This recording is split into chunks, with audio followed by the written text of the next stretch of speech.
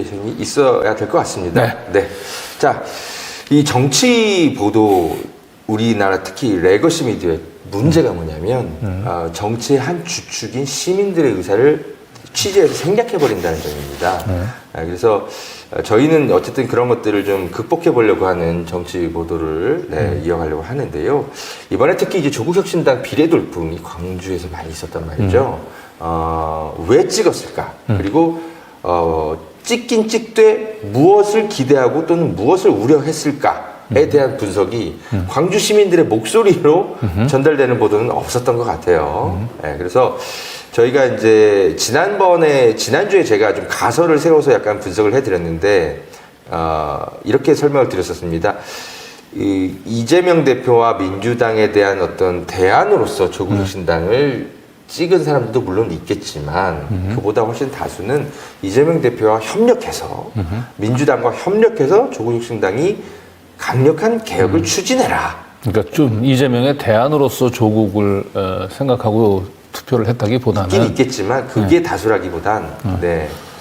그래서 근데 언론들은 마치 이재명 대표의 공천이 잘못되어서 광주의 민심이 비례정당으로 조국혁신당이 모아졌다 이런 좀 억지인 것 같고 네, 네. 분석들이 너무 많이 나왔거든요. 근데 그래서 저희가 광주에 직접 내려가서 네, 광주 시민 이제 제가 그 도청 광장에 가서 좀 계속 여러분들을 인터뷰를 많이 했는데 그 중에 가장 좀 논리적이고 좀 자신의 의사를 정확하게 표현하신 두 분 견해를 제가 편집을 좀 해왔는데요. 조국혁신당 그 당직자나 의원들도 이분들의 목소리를 귀 기울이시면 참 좋을 것 같고 역시 또 민주당 의원들도 귀 기울이시면 참 좋을 만한 광주 시민들의 목소리입니다. 한번 들어봐 주시겠습니까?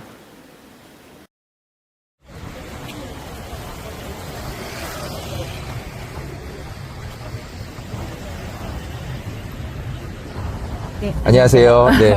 이번에 어떻게 투표하셨습니까? 네네. 아, 네. 뭐 실례가 안 된다면 뭐 지역구나 비례는 어느 쪽으로 찍으셨는지 말씀. 뭐 민주당 찍었고요. 둘 다. 예. 아니요, 조국혁신당. 비례는 조국혁신당 예, 찍으셨어요? 네. 아, 그러시구나.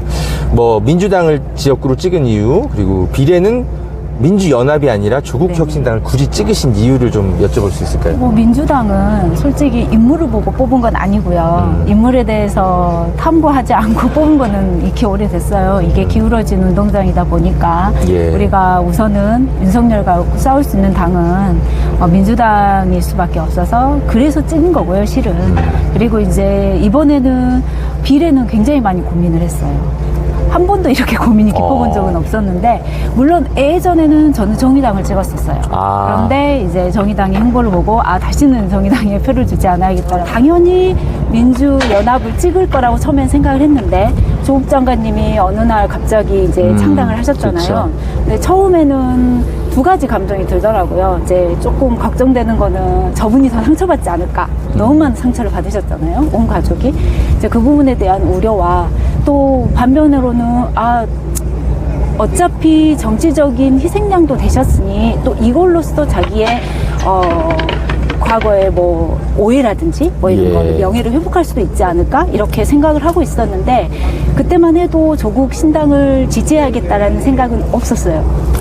그리고 이렇게 지지를 받을 거라고도 예측하지 못했고요.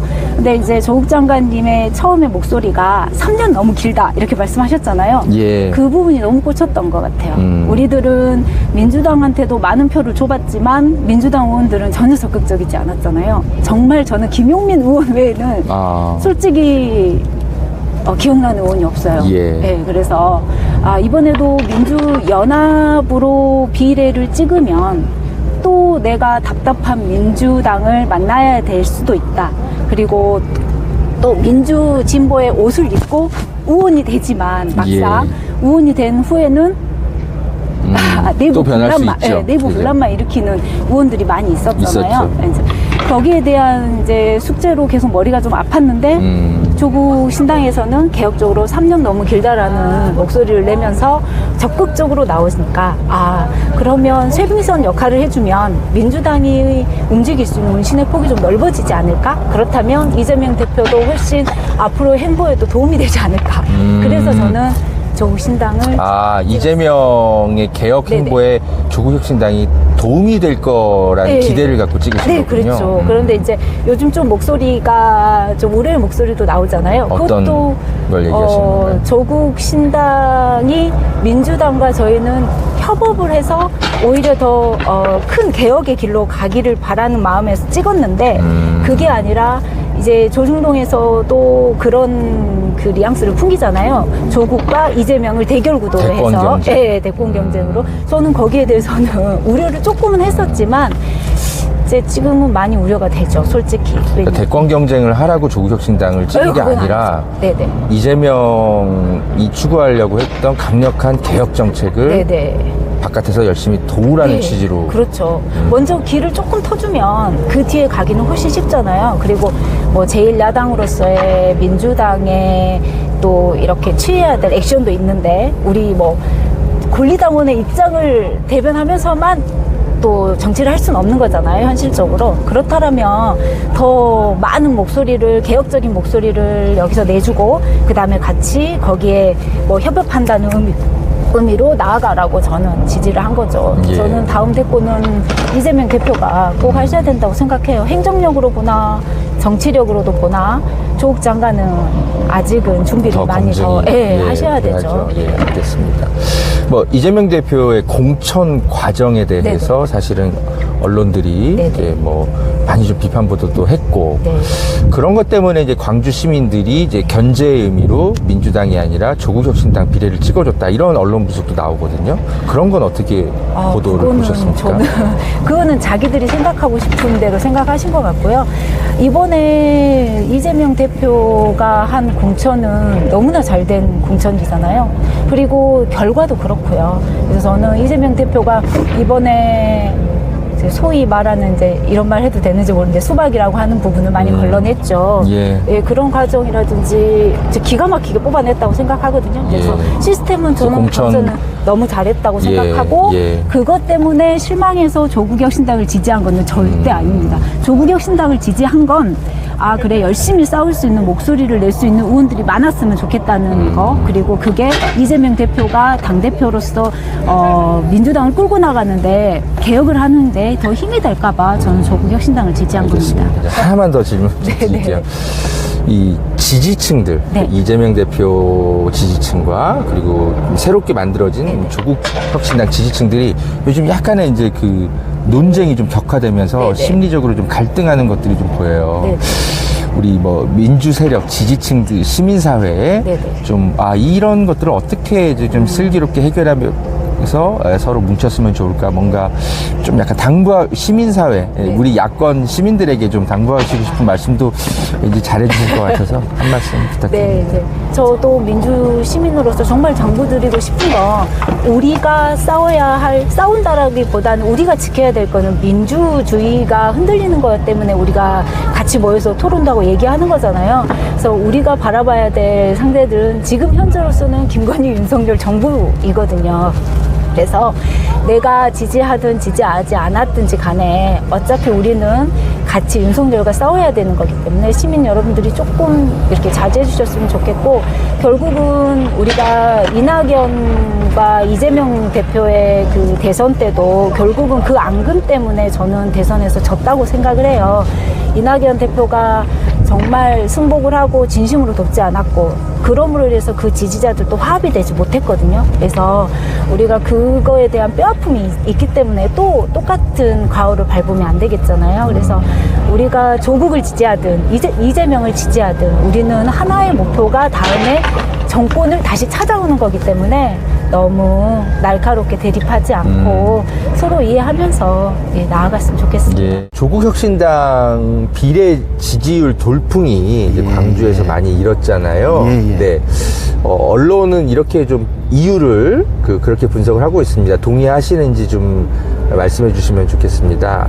뭐냐면 첫 번째로 이재명 대표가 공천을 좀 잘 못해서 그거에 대한 어떤 견제 심리로 비례를 민주연합이 아니라 조국혁신당을 찍어줬다라는 분석이 하나가 있고요.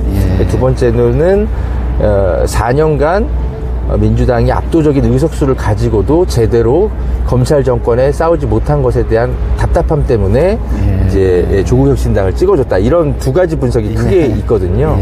그런 언론 분석들에 대해서 우리 선생님은 어떻게 생각하시는지 말씀 부탁드립니다.